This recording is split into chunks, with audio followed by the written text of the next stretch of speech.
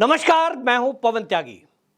राहुल गांधी की भारत जोड़ो यात्रा का जो अंतिम पड़ाव था वो था महाराष्ट्र का मुंबई, और वहां इंडिया अलायंस के सभी नेता जुटे, सभी ने अपने अपने विचार रखे, जिसमें राहुल गांधी ने जो कहा ये सभी उन लोगों को सुन लेना और समझ लेना चाहिए जो अभी भी राहुल गांधी समेत इंडिया अलायंस के कहीं ना कहीं पीछे खड़े हैं और वोट डालने के समय में उनका विचार यह है कि वो भारतीय जनता पार्टी के बजाय अपनी जाति, अपना धर्म देखकर उन लोगों को वोट देंगे वो कहीं ना कहीं जो इंडिया अलायंस का हिस्सा है। राहुल गांधी ने असल में वहां भाषण देते हुए यह कह दिया कि हम सबको यह समझना होगा कि हमारी जो लड़ाई है, हिंदुओं में एक शब्द है शक्ति, उस शक्ति से हमारी लड़ाई है और उस शक्ति को हमें खत्म करना है। अब सवाल यह उठता है, आप में से जितने भी लोग दर्शक हिंदू हैं, जरा बताएं कि हम शक्ति किसको कहते हैं। हम शक्ति कहते हैं उस मां को, उस जगत जननी को जिसने पूरे संसार की रचना की है, यानी मां जोता वाली जगदंबा को हम उसको शक्ति का रूप मानते हैं, क्योंकि हमारा मानना यह है, हमारे धर्म ग्रंथों में लिखा है कि जितने भी जीव हैं उसके अंदर परमात्मा की एक शक्ति काम करती है जिसको आत्मा कहते हैं, और वो जो शक्ति है वो सब शक्तियां मां से आती हैं, क्योंकि जैसे बच्चा मां के गर्भ में पलता है, इसी तरह सारी आत्माएं उस परमात्मा के गर्भ में है। राहुल गांधी को यह किसी ने ज्ञान दिया है और इसी ज्ञान के आधार पर उसने सच्चाई उगल दी कि हमारा तो लक्ष्य ही है इस शक्ति का विनाश करना। फिर आगे वो बोलते हैं कि हमें आरएसएस का विनाश करना है, आरएसएस का अंत करना है, और वो आगे बोलते हैं कि ये जो ईडी है, सीबीआई है, ये जो चुनाव आयोग है, इन सब में आरएसएस के लोग हैं, और हम जब सत्ता में आएंगे तो सत्ता में आने के बाद हम इनके खिलाफ ऐसी कार्रवाई करेंगे कि आगे से ये ऐसा करने लायक ना रहे।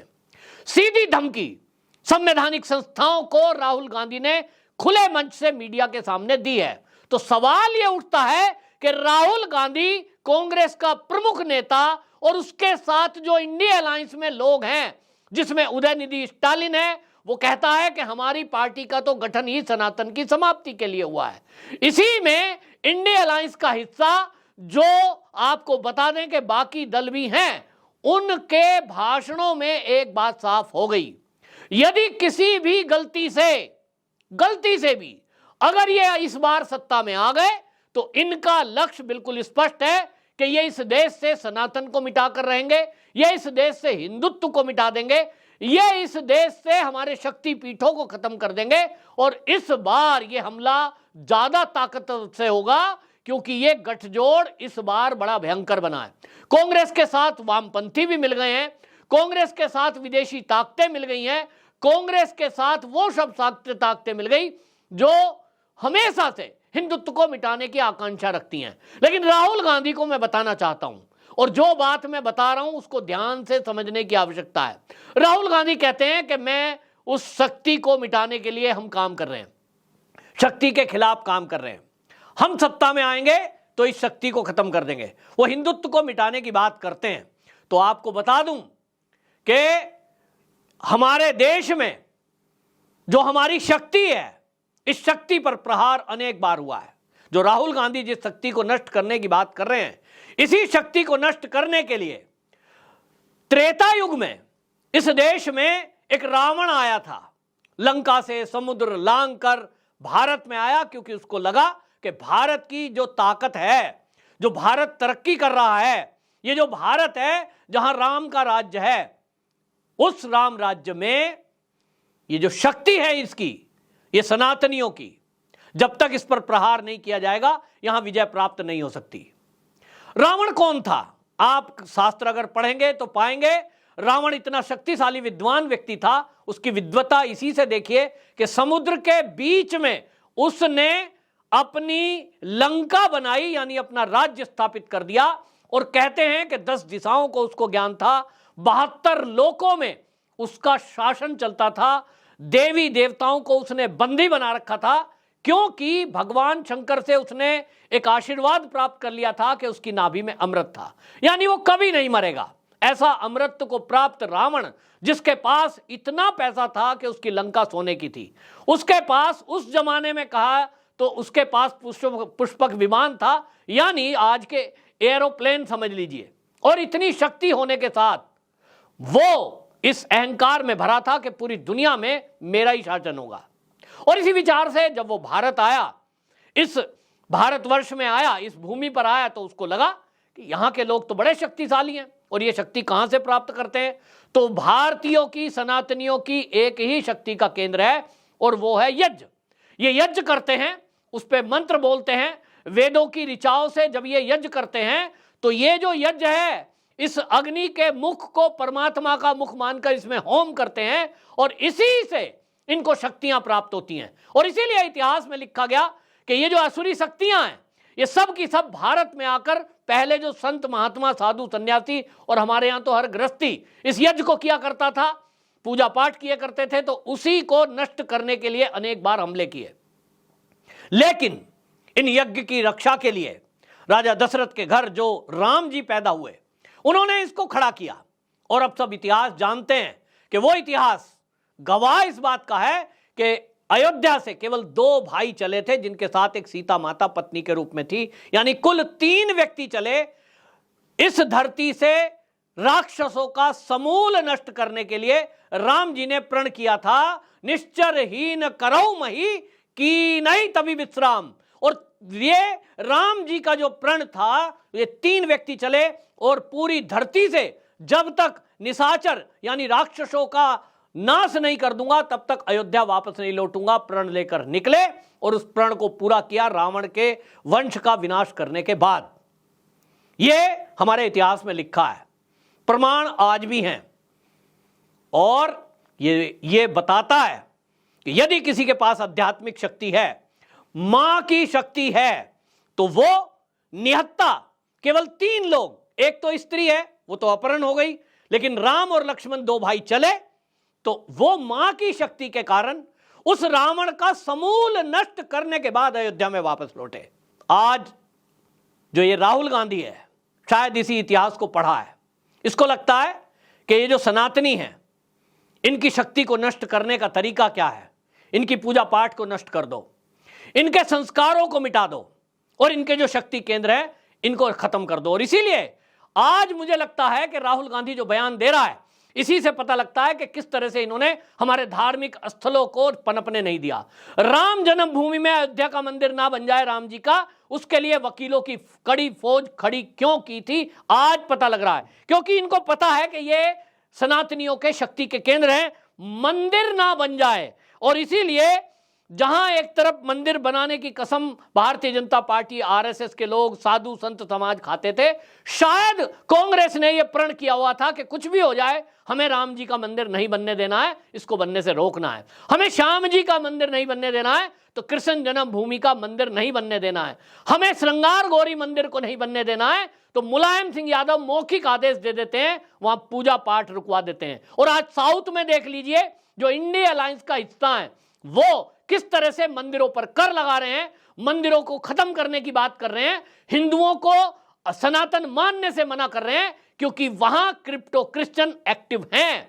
ये सब षड्यंत्र मिलकर के एक मंच पर आकर राहुल गांधी के इसी इशारे पर चल रहा है, तो साफ दिखाई देता। और आपको बताऊंगा आज मैं कि किस तरह से इस देश के हिंदुओं के प्रति एक षड्यंत्र किया गया। राहुल गांधी के मुंह से जो निकला है वो अनायास ही यूं नहीं है, आप जानेंगे तो चौंक जाएंगे कि ये जो कांग्रेस है, ईसाइयों का जो संस्था थी, कैथोलिक चर्च, जो अंग्रेजों ने इस देश में राज किया था, उसके बाद जवाहरलाल नेहरू को प्रधानमंत्री उन्होंने बनाया, उसने वही विचारों को आगे बढ़ाया जो इस देश में ब्रिटिश जो आए थे उनका विचार था। और इसलिए भारत के अंदर आपने शायद अभी तक नहीं सुना हो, इंडियन चर्चेज एक्ट 1927 बना, अंग्रेजों का शासन था, उन्होंने बनाया, और उसके चलते बड़ी संख्या में यहां जो जमीनें हैं वो लीज पर दे दी गई, सस्कोड़ियों के दाम पर दे दी गई, और यह तय हुआ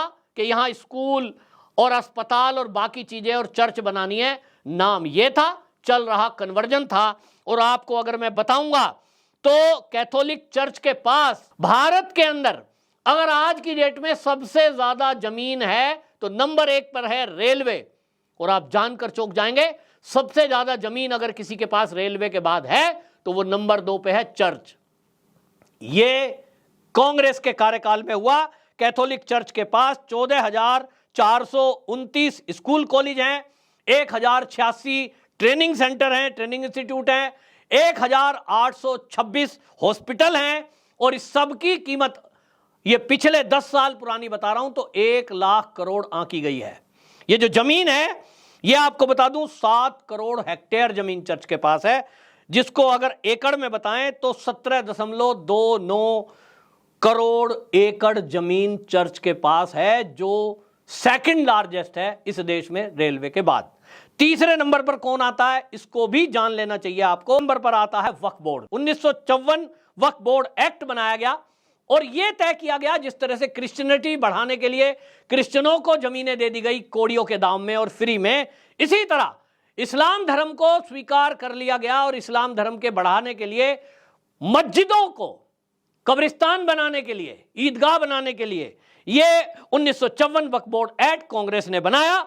और इसमें मस्जिद, मदरसे, कब्रिस्तान बनाने के लिए 8 लाख एकड़ से ज्यादा जमीन, अगर तीसरे नंबर पर कोई सबसे बड़ा जमीनों का होल्डर है वो है वक्फ बोर्ड। और ये 8,54,509 अचल संपत्तियां आज के समय में वक्फ बोर्ड के पास है। यह है कांग्रेस का सच कि एक तरफ क्रिश्चियनों को जमीनें बांट दी, दूसरी तरफ मुसलमानों को जमीनें बांट दी वक्फ बोर्ड बनाकर, और हिंदुओं के मंदिरों पर ताले लटकवा दिए, रोड़े अटकाए, वकील खड़े कर दिए, और जो टूटे हुए मंदिर बनाने के लिए हिंदू समाज खुद से खड़ा हो रहा था उसको तोड़ने का काम कर दिया। दूसरी तरफ मंदिरों से खुद पैसा वसूलने लगे। ऐसे साउथ के कई मंदिरों में जो हमारे भव्य मंदिर थे वहां से इसी कांग्रेस की सरकारों ने टैक्स वसूलना शुरू कर दिया। आज की डेट में राहुल गांधी ने जो प्रण किया है, इस प्रण को समझते हुए मैं समझता हूं कि जो भी हिंदू इस इंडिया अलायंस को वोट देने जा रहा है उससे बड़ा मूर्ख कोई नहीं होगा। माफ करिए मैं इस तरह का शब्द इस्तेमाल कर रहा हूं, लेकिन यदि मुझे पता है कि कोई मेरा दुश्मन है और वो मेरे खानदान को, मेरे परिवार को खत्म करने का प्रण ले रहा है, वो भी खुलेआम, खुले मंच से, मीडिया में, और उसके बावजूद भी मैं उसको दूध पिलाऊंगा, उसके बाद भी मैं उसको सत्ता सौंपूंगा, मुझसे बड़ा मूर्ख कौन है। और इसलिए जागो हिंदुओं जागो। मैं कोई धर्म के आधार पर किसी से नहीं कह रहा हूं। इस बात को देश के प्रधानमंत्री मोदी जी ने जब चुनौती को स्वीकार किया है, मैं बड़े दुख के साथ इस बात को सोच रहा हूं। मैं देख रहा हूं कि हम हर चुनाव में जाति के पीछे चले जाते हैं। हम ये देखते हैं ये मेरी जाति का, ये इसकी जाति का, मेरी ये पार्टी, मेरी वो पार्टी, जबकि जो स्वामी दीपांकर जी हैं वो जब देखिए जगह जगह देश में घूमते हुए बोल रहे हैं कि आप हिंदू बनकर जीना सीखो, जाति से ऊंची छाती नहीं होती, जो हमारे कन्हैया मित्तल बोलते हैं। लेकिन मुझे नहीं लगता इस देश में लोगों के दिमाग में ये बात घुस पाई है। उनको अभी भी राहुल गांधी अच्छा लगता है, किसी को जो तेजस्वी यादव अच्छा लगता है क्योंकि वो यादव है। सब जातियों में बटे हुए दिखाई दे रहे हैं, लेकिन ये बहुत खतरनाक मोड़ में है जो राहुल गांधी ने बोला है कि अगर वो सत्ता में आए तो वो इन शक्तियों को खत्म करेंगे। वो शक्ति वो जिक्र कर रहे हैं जिसका हिंदुओं के सनातन में जिक्र है। तो अब भी हिंदू अगर इन पार्टियों को वोट देता है तो इससे बड़ा मूर्ख कोई नहीं होगा। और इसलिए जब वोट डालने के लिए जाओ तो एक बार विचार करना कि आपकी वोट जा किधर रही है। कुछ लोग कह रहे हैं जाति के कारण नाराज हैं, इसको टिकट नहीं मिला, उसको टिकट नहीं मिला, मेरे जानने वाले को नहीं मिला, मेरी जाति के लिए लोगों को नहीं मिला। कुछ त्यागी भी उसमें नाराज हैं। मैं खुद त्यागी कम्युनिटी से हूं। मैं उन लोगों से भी कह देना चाहता हूं कि आपकी गुस्सा नाराजगी का ये समय नहीं है। गुस्से नाराजगी के लिए समय आएगा, उस समय में आप अपनी नाराजगी प्रकट करना, उसके तरीके बहुत सारे हो सकते हैं। लेकिन इस समय चुनाव ये धर्म युद्ध है और इस धर्म युद्ध में सबको मिलकर लड़ना है। पहले देश को बचाना है, फिर धर्म को बचाना है, इसके बाद तीसरे नंबर पर कोई चीज आती है जो आपकी जाति हो सकती है। मैं लोगों की इस बात से सहमत हूं कि हो सकता है उनको ज्यादा सम्मान नहीं मिला हो, उनको ज्यादा लाभ नहीं मिला हो, उनकी कम्युनिटी को ज्यादा भागीदारी ना दी गई हो। लेकिन इस समय इस धर्म युद्ध में यदि आपने असुरी शक्तियों का साथ दे दिया तो निश्चित जान लीजिए कि आप यहां बात करने के लिए भी नहीं बचोगे। आप किसी ना किसी धर्म में कन्वर्ट कर दिए जाओगे, या तो इस देश से छोड़कर भागने को मजबूर हो जाओगे, वरना समुद्र में गिरा दिए जाओगे।